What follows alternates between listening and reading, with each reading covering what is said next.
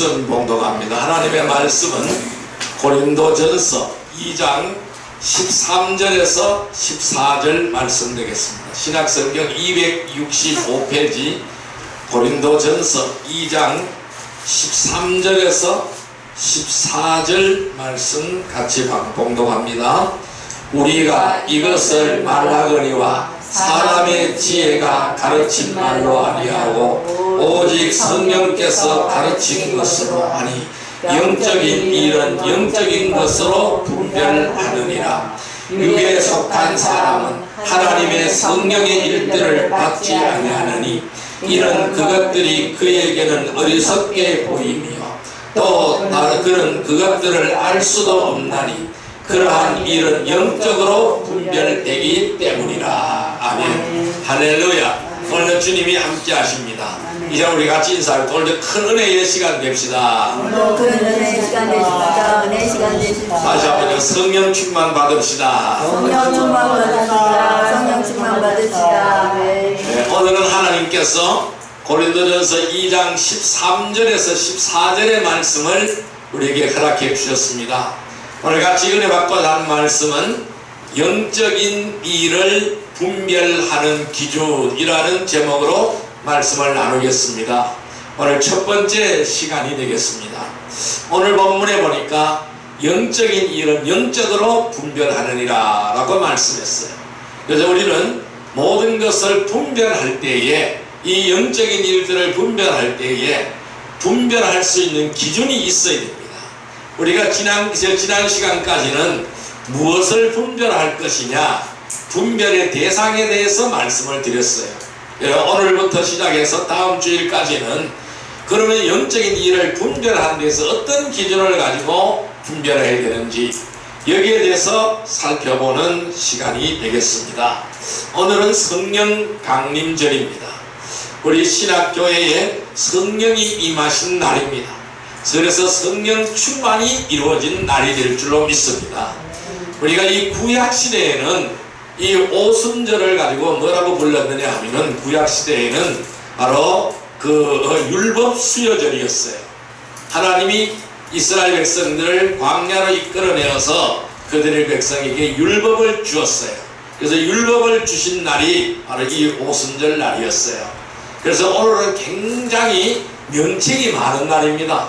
그래서 구약시대는 율법 수여일이었어요. 율법 수여절이었습니다. 그리고 구약시대는 맥추절이었습니다. 그래서 하나님 앞에 추수를 해서 밀과 보리 추수를 해서 감사함으로 제사를 드리던 날이었습니다. 그리고 이것이 신약시대에 들어왔습니다. 예수님께서 바로 초실절날 뭘 했어요? 부활하셨죠. 초실절날 부활하셨어요. 그러면 초실절이 언제 있느냐 하면은 안식일 다음 날이었어요.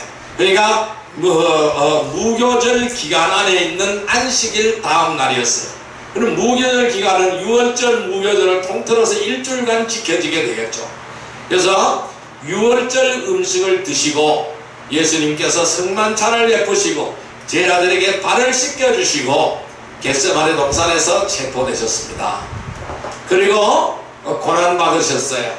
그리고 3일째 되는 날 다시 부활하셨어요. 다시 살아나셨어요. 그 예수님이 부활하신 날이 바로 구약시대는 초실절이었어요. 그럼 이 초실절은 무엇을 하는 날이었느냐? 이 밀과 보리를 추수를 하기 위해서 첫 이삭을 뱁니다. 첫 단을 베어서 하나님 앞에 첫 열매를 드리는 날이 초실절이었어요. 그래서 첫 열매를 드리는 날이 초실절이었어요. 그래서 이 첫 열매를 드리는 날 초실절 날 예수님께서 부활하셨어요. 그래서 부활의 첫 열매가 되신 줄 믿습니다. 그리고 예수님이 부활하셔서 바로 40일 동안 바로 제자들과 함께 계셨습니다. 그리고 하늘로 승천하셨어요. 승천하시면서 너희들은 예루살렘을 떠나지 말고 이 모여서 간절히 기도하라. 성령 받기를 간절히 기도하라. 여기 가서 성령을 보내리라 라고 예수님 말씀하셨어요. 그래서 예수님이 부활 승천하신 후에, 그러니까 열흘이 지난 후에, 그러니까 부활절로부터 시작해서 50일입니다. 그러니까 부활절로 시작해서 50일이에요. 그래서 오순절이라고 얘기를 합니다. 그럼 이 50일 동안 구약시대에는 뭘 했느냐 하면은 밀과 보리 추수를 다 끝냅니다. 밀과 보리 추수를 다 끝내고 오순절날 바로 맥추 감사절로 지키게 됩니다. 그래서 맥추절로 지키게 되는 거예요. 그래서 하나님 앞에 추수감사의 제사를 하나님 앞에 드리게 되는 날입니다. 바로 이날 바로 예수님께서는 성령을 우리들에게 보내주셨어요. 그래서 오순절 마가의 다락방에 모여서 기도하던 120명의 성도들에게 성령이 임했습니다. 바람같은 성령이 임했고 불과 같은 성령이 임했습니다. 그래서 바로 영의 눈이 열렸고 영의 귀가 열렸고 바로 영의 입이 열려졌습니다. 그래서 성령 충만함이 이루어졌어요. 그래서 그들은 나가서 담대하게 주의 복음을 증거했습니다. 주의 복음을 증거할 때 3,000명이 회개하고 돌아오고 5,000명이 회개하고 돌아오는 기적의 역사가 나타났습니다. 이날이 바로 오순절을 기점으로 해서 우리의 신약교회가 탄생되는 날입니다. 그래서 이 오순절날 오늘입니다. 바로 성령 강림절이가 오늘입니다. 신약교회 우리 교회 생일이 언제냐? 바로 오늘이 되겠습니다. 그래서 오늘은 굉장히 역사 깊은 날입니다. 구약시대에는 율법 수요일이요, 맥추 감사절이요, 또 초실절이요, 초실절이 지나서 50일째 되는 날 오늘입니다. 그래서 추수감사제로 드리는 절이었어요. 그래서 오늘은 우리가 그 성령 강림절입니다. 그래서 성령이 임했던 날을 기념하는 절기가 되겠습니다. 그래서 우리 모두가 성령 충만한 삶이 되기를 주님의 이름으로 축원드립니다. 그래서 우리가 성령이 충만해야 영적인 일을 우리는 잘 분별할 수가 있습니다. 이 성도들의 신앙은 하나님을 절대적으로 신뢰하고 순종하며 따를 것을 맹세하고 우리의 삶으로 표현하는 것이 우리의 신앙이다 라고 말씀드릴 수 있습니다. 그럼 우리의 신앙은 어떤 신앙이 되어야 될까요? 예수가 주인이 되는 신앙이 돼요. 우리 주님이 주인이 되는 신앙이 돼요. 내가 주인이 되면 안 돼요. 우리 주님이 주인 되는 신앙이 돼요. 그 다음에는 우상 숭배를 멀리하는 신앙이 돼요.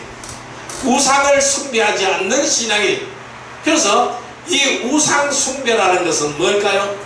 꼭 돌부처 앞에가 절하는 것만 우상 숭배가 아닙니다. 조상들에게 제사하는 것만 우상 숭배가 아닙니다. 그럼 뭘까요? 우상 숭배가 뭘까요? 하나님보다 우리 주님보다 다른 무엇을 더 사랑하는 것이 바로 우상 숭배라는 거예요. 오늘 많은 사람들이 자녀가 우상이 될 수도 있어요.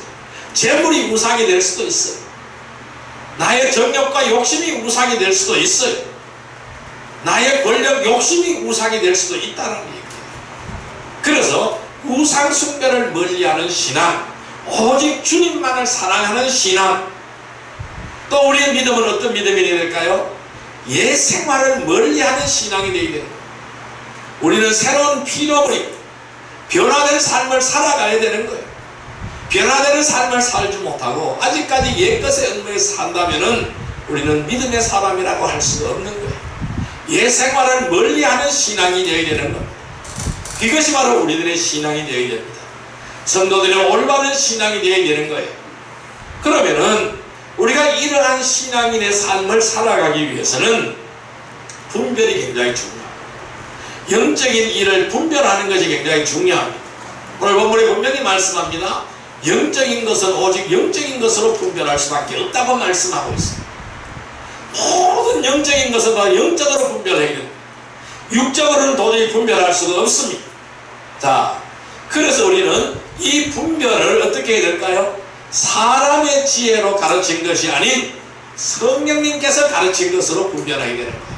성령의 인도를 따라서, 성령이 말씀하신 말을 따라서, 성령의 감동, 감화, 주심을 따라서 우리는 분별을 해야 되는 거예요. 그런데요, 육에 속한 사람은 성령의 일들을 어리석게 봅니다. 왜 그럴까요? 다르기 때문에, 내 생활과 다르기 때문에. 자, 다음은 육에 속한 사람은 성령의 일들을 알지 못합니다. 왜? 영적인 사람이 아니기 때문에 성령의 일을 알지 못하는 거예요. 그러면은 이러한 성령의 일들은 오직 영적인 것으로만 분별할 수밖에 없다라는 거예요. 그래서 영적인 사람이 되어야 영적인 것을 분별할 수 있다, 이렇게 말씀드릴 수 있어요. 그렇다면 우리가 영적인 사람이 되자면은 우리의 진보가 있어야 되겠죠. 우리의 영적인 진보가 있어야 되겠죠. 나의 믿음의 성장이 있어야 되겠죠. 그래서 우리 영적인 진보를 우리는 이루어 나가야 되는 것입니다. 그래서 우리에게는 영적인 분별력이 필요하고, 또는 무엇을 분별할 것인가 하는 분별의 대상을 확실히 아는 것이 중요합니다. 그래서 우리가 지난 시간까지 분별의 대상에 대해서 말씀을 드렸습니다. 자, 그렇다면은 이런 대상에 대해서 영적인 일을 올바르게 분별하고 하나님께로부터 난 자가 되어서 진리를 파수하고 우리는 영적인 전쟁에서 승리해야만 하는 것입니다. 자, 열왕기하 6장 17절의 말씀을 한번 볼까요? 열왕기하 6장 17절의 말씀을 한번 볼까요? 570페이지입니다. 구약성경 570페이지입니다. 구약성경 570페이지 열왕기하 6장 17절 말씀입니다. 같이 읽습니다. 기도하여 이르되 여호와여 원하건대 그의 눈을 열어서 보게 하옵소서 하니 여호와께서 그 청년의 눈을 여시매 그가 보니 불말과 불병거가 산에 가득하여 엘리사를 둘렀더라. 자, 이 말씀은 무슨 말씀입니까? 이 열왕기하에는 이 도단성 전투에 대해서 설명하고 있습니다. 이 도단성 전투는 이 아람 군대와의 전쟁을 하는 장면을 말씀하고 있어요. 그런데 엘리사와 그의 종 게하시가 거기에 등장을 합니다. 그런데 게하시가 나와 보니까요, 이 아람 군대가 꽉 둘러찼습니다. 이 아람 군대가 진영을 꽉 둘러찼는 거예요. 뺑뺑이 포위하고 있는 것입니다. 근데 겁이 나는 거예요. 이 게하시가 겁이 나는 거예요. 그래서 엘리사에게 가서 고합니다. 선지자님, 엘리사님, 내가 밖을 보니까요, 이 아람 군대가 완전히 진을 쳐서 우리 주변을 뺑뺑 돌아쳐서 싸고 있어. 완전히 포위하고 있습니다. 우리가 어떻게 해야 됩니까? 우리가 어떻게 해야 됩니까? 그러니까 엘리사가 걱정하지 마라. 걱정하지 마라. 우리는 전쟁에 승리한다. 우리는 이긴다. 이렇게 말하는 거예요. 그러니까 게하시가 어처구니가 없는 것이죠. 그래서 계속 구합니다. 이거 어떻게 해야 됩니까? 그래서 바로 열왕기하 오늘 읽었던 6장 10절 말씀에 엘리사가 기도합니다. 여호와여 원하건대 그의 눈을 열어서, 누구의 눈? 게하시의 눈을 열어서 보게 하옵소서. 그렇게 기도했습니다. 그래서 여호와께서 그 청년의 눈을 열었어요. 누구의 눈? 게하시의 눈을 열었어요. 그러더니 그가 보니까 불말과 불병거가 산에 가득하여 엘리사를 둘렀더라. 이 하나님이 게하시에게 불말과 불병거가 가득하여 엘리사를 둘러싸고 있는 광경을 보여준 거예요. 그러니까 승리한다는 사실을 보여준 거예요. 하나님의 군대가 뺑 둘러싸고 있다는 것을 보여주었어요. 그러니까 영의 눈이 열려야 볼 수가 있는 거예요. 그래서 엘리사가 그들에게 아무리 우리가 승리한다 이야기할지라도, 하나님이 함께 하신다 얘기할지라도, 아니 그걸 믿지 못하고 보지 못하는데 어떻게 그것을 알 수가 있습니까? 왜? 육적인 사람은 도저히 알 수가 없는 거예요. 그러니까 영적인 사람이 되어야만이, 영의 눈을 열어서 봐야만이 그것을 알 수가 있다는 것입니다. 그래서 우리가 영적인 일은 오직 영적으로 분별할 수가 있는 것입니다. 자, 그럼 우리는 이 영적인 일을 어떤 기준으로 분별해야 될까요? 이 분별의 기준을 살펴보시기를 바랍니다. 분별의 기준, 첫째 기준은 뭐냐면은 예수 중심적인가를 보시기를 바랍니다. 따라할까요? 예수 중심적인가. 예수 중심적인가. 항상 무엇을 우리가 분별할 때에 예수 중심적인가를 보시기를 바랍니다. 자, 고린도전서 12장 3절의 말씀을 보겠습니다. 277페이지 고린도전서 12장 3절의 말씀입니다. 고린도전서 12장 3절의 말씀 277페이지입니다. 같이 읽습니다. 그러므로 내가 너희에게 알리노니 하나님의 영으로 말하는 자는 누구든지 예수를 저주할 자라 하지 아니하고 또 성령으로 아니하고는 누구든지 예수를 주시라 할 수 없느니라. 아멘. 자, 예수를 주시라 할 수 없으면 안 되는 거예요. 우리는 예수를 누구든지 주라고 고백을 하는 겁니다. 그래서 우리가 주님 주님 그렇게 말씀하는 거예요. 그런데 성령으로 아니하고는 누구든지 예수를 주시라 할 수 없다고 말씀하고 있어요. 성령이 아니고는 누구든지 예수를 나의 주님이라고 고백할 수가 없다라는 것입니다. 여러분, 한 영혼이요, 주님께서는 천하보다 더 귀하다고 말씀하고 있어요. 이 천하보다 귀한 한 영혼이 예수를 믿게 되는 것은 실로 기적입니다. 그 기적 그 자체라고 할 수가 있습니다. 예수를 주로 시인하고 고백하는 일은 인간의 이성적인 추론에 따라 생기는 일은 결코 아니라는 거예요. 아무리 내 혼으로 계산을 해도 할 수 없는 거예요. 나의 이성을 다 동원해서 그렇게 부를 수가 없는 거예요. 어떻게 나의 주님이라고 부르고 나의 아버지라고 부를 수가 있습니까? 부를 수가 없는 거예요. 예수는 주님이다 라는 고백은 오직 성령의 역사하심이 있어야만 가능한 일이죠. 그래서 예수님께서는 제자들이 모인 자리에서 물었죠. 세상 사람들은 나를 누구라고 하느냐? 그러니까 제자들이 예, 선생이라고 합디다. 예, 선지자라고 합디다. 그러면 너희들은 나를 누구라고 하느냐? 아무도 대답 못합니다. 베드로는 고백합니다. 주는 그리스도시요 살아계신 하나님의 아들이시니이다. 주는 그리스도요 뭘까요? 나의 구세주요 기름 부음을 받은 나의 구세주요 하나님의 아들이십니다 라고 고백했어요.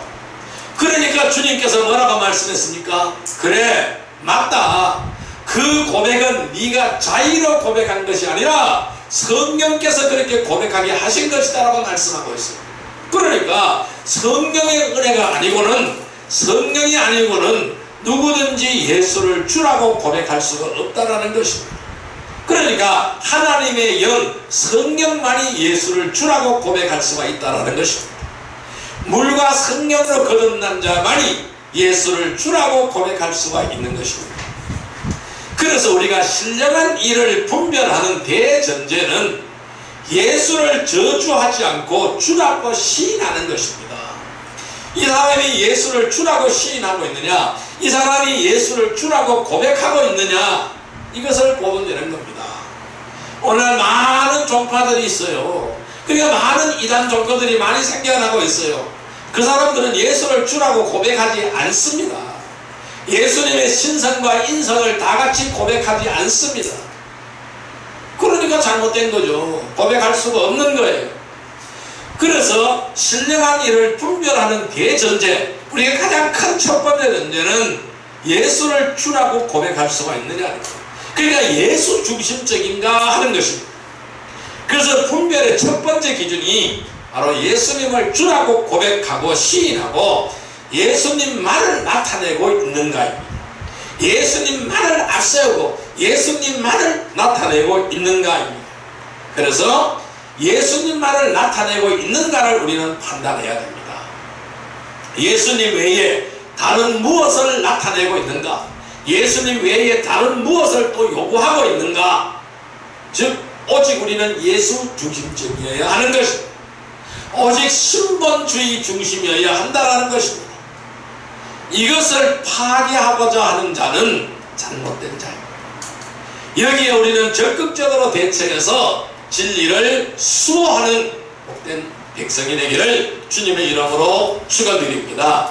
그래서 예수 중심적인가, 오직 예수만을 나타내고 있는가, 예수님만을 나의 구주로 고백하고 있는가, 즉 이것이 바로 우리의 분별 기준의 첫 번째 기준이다 라고 말씀드릴 수 있어요.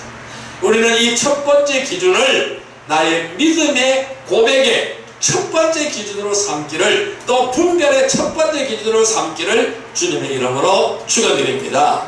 두 번째 분별 기준은 뭐냐면은 질서가 있는가입니다. 따라할까요? 질서가 있는가. 질서가 있는가. 예, 고린도전서 12장 12절 14절 말씀을 보겠습니다. 고린도전서 12장 12절에서 14절 말씀을 보겠습니다. 278페이지입니다. 같이 읽습니다.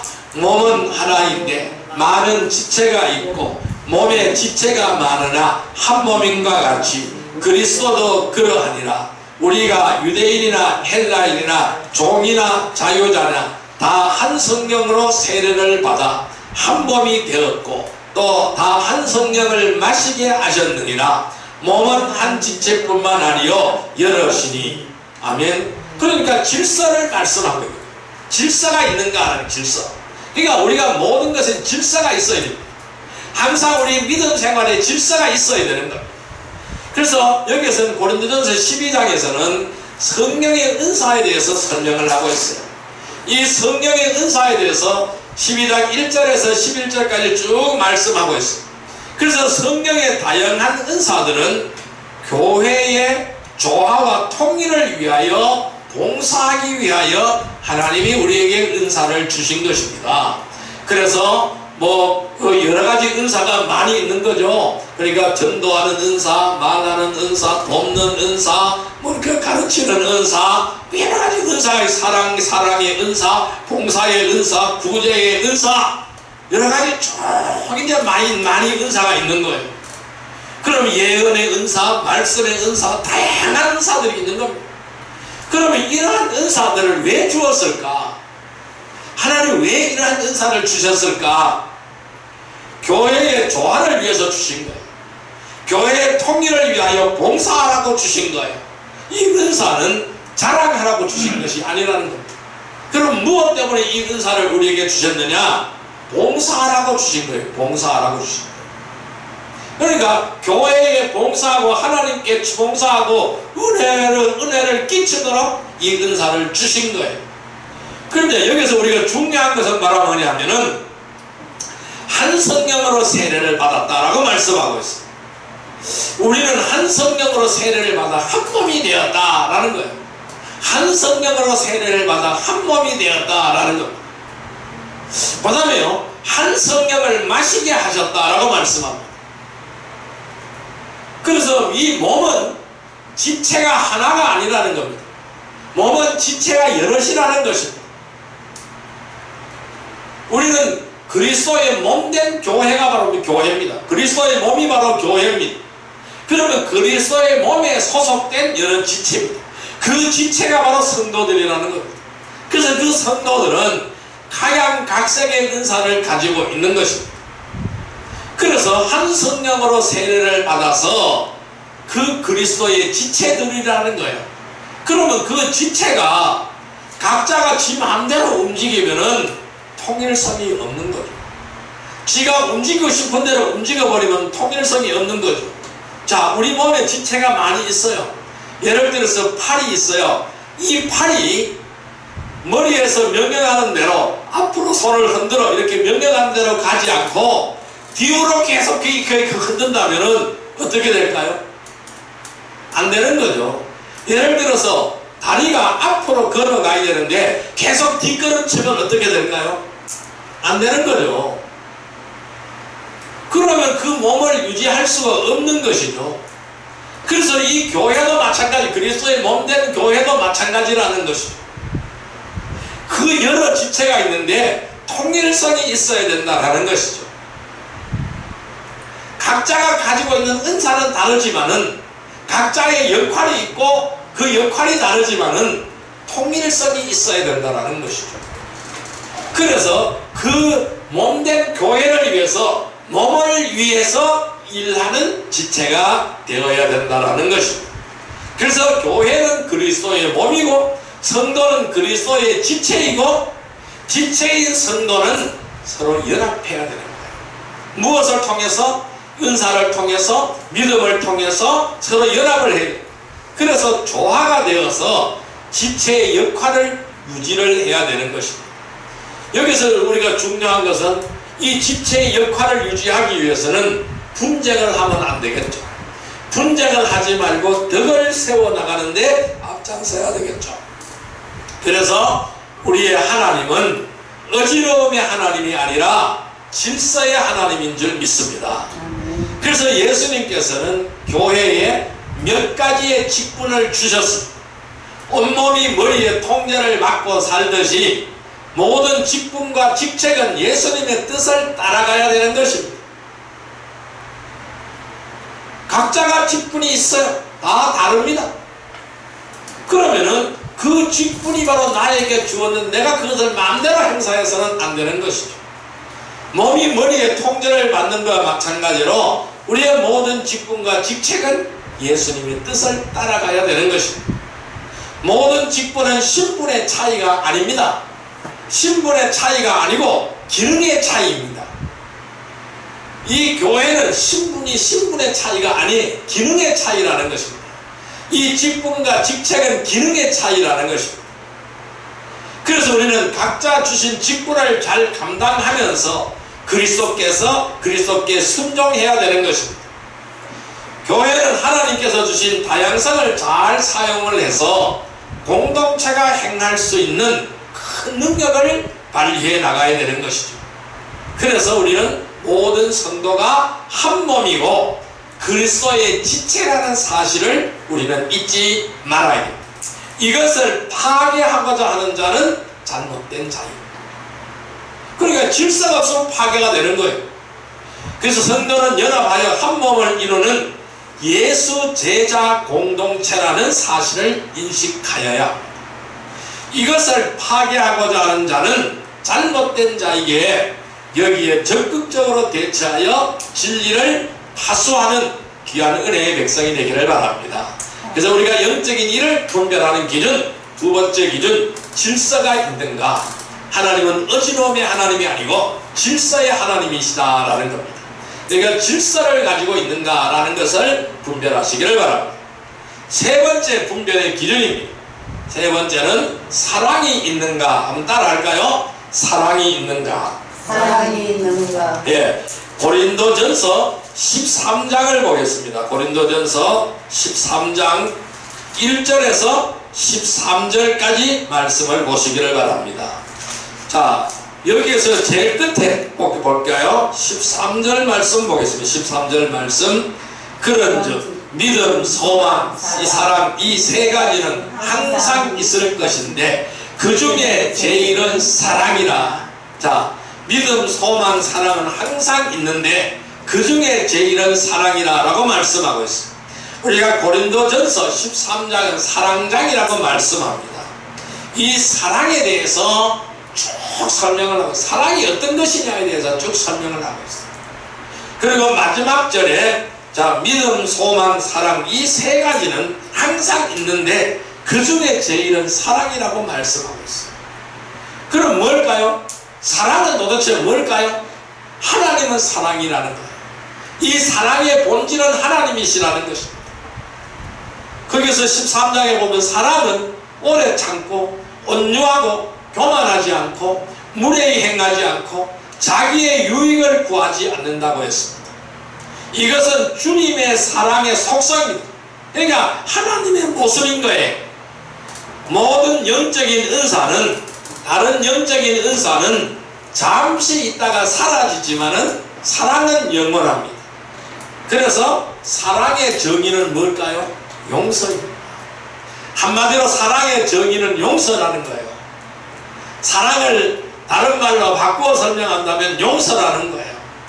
사람의 허물과 실수를 덮어주는 용서가 사랑이라는 거예요. 그러니까 사람의 허물과 실수를 덮어주는 용서가 사랑이라는 것입니다. 그러므로는 어떻게 될까요? 이 사랑만이 온전해질 수 있는 거예요. 사랑이 있어야 온전해질 수 있는 거예요. 예수님은 이렇게 말씀하잖아요. 오리를 가져가는 자에게 십리를 동행하고 속옷을 달라는 자에게 겉옷까지 주고 왼밤을 치는 자에게 다른 밤도 내어주고 꾸고자 하는 자에게 그냥 주며 원수를 사랑하라고 말씀하셨습니다. 이것이 사랑이라는 거예요. 그럼 한마디로 표현하면 뭘까요? 용서라는 것이죠. 여러분, 원수를 어떻게 사랑합니까? 용서하니까 사랑할 수가 있는 거예요. 어떻게 오리를 가져가는 자에게 십리를 갈 수가 있습니까? 속옷을 달라고 하는 자에게 겉옷까지 내줄 수가 있습니까? 왼뺨을 때리는 자에게 다른 뺨도 내어줄 수가 있습니까?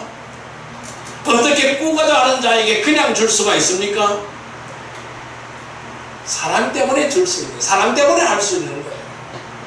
원수를 어떻게 사랑합니까? 사랑 때문에 사랑할 수 있는 거예요. 사랑 때문에 용서하고 사랑할 수가 있는 거예요.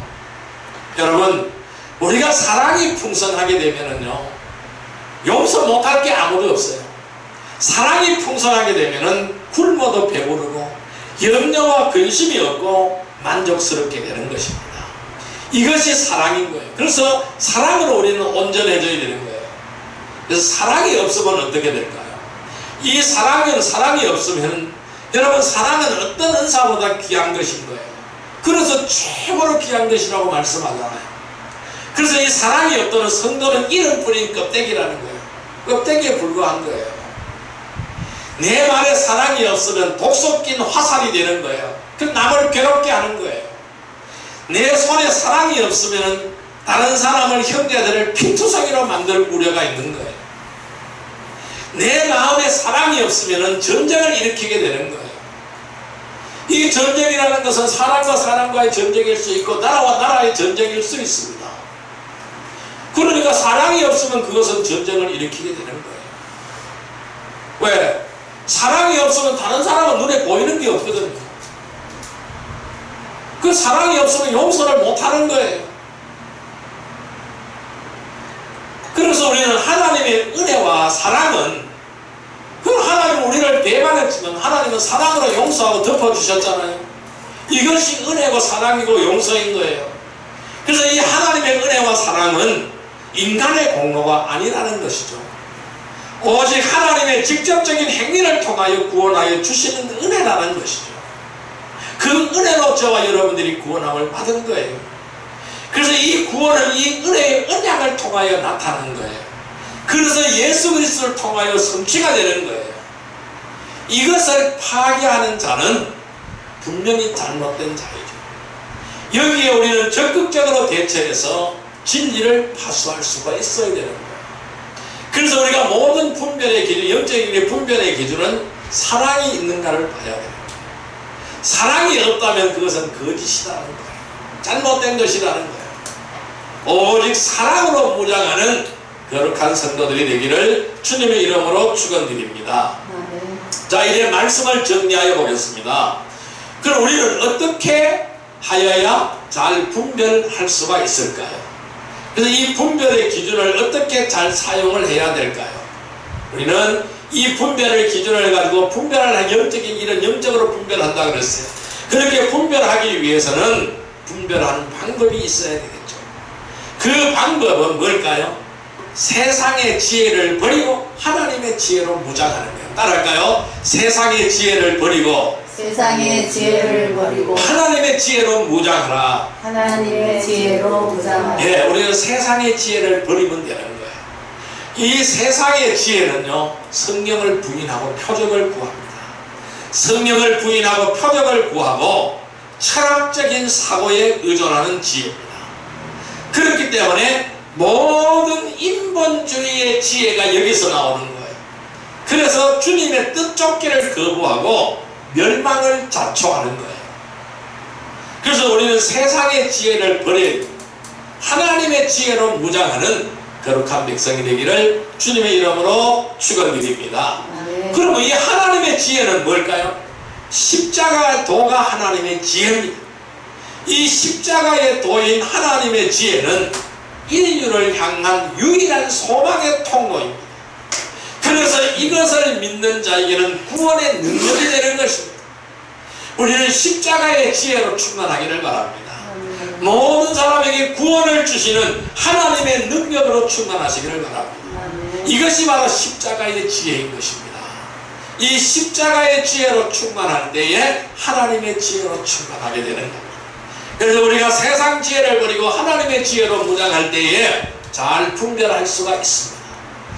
그 다음에 이 잘 분별할 수 있는 방법, 두 번째 방법은 뭐냐면은 교만을 버리고 영적인 분별력을 가져야 합니다. 따라할까요? 교만을 버리고 교만을 버리고 영적인 분별력을 가져라. 영적인 분별력을 예, 우리가 교만을 버리고 영적인 분별력을 가져야 됩니다. 교만한 자는 절대적으로 영적인 분별력이 없습니다.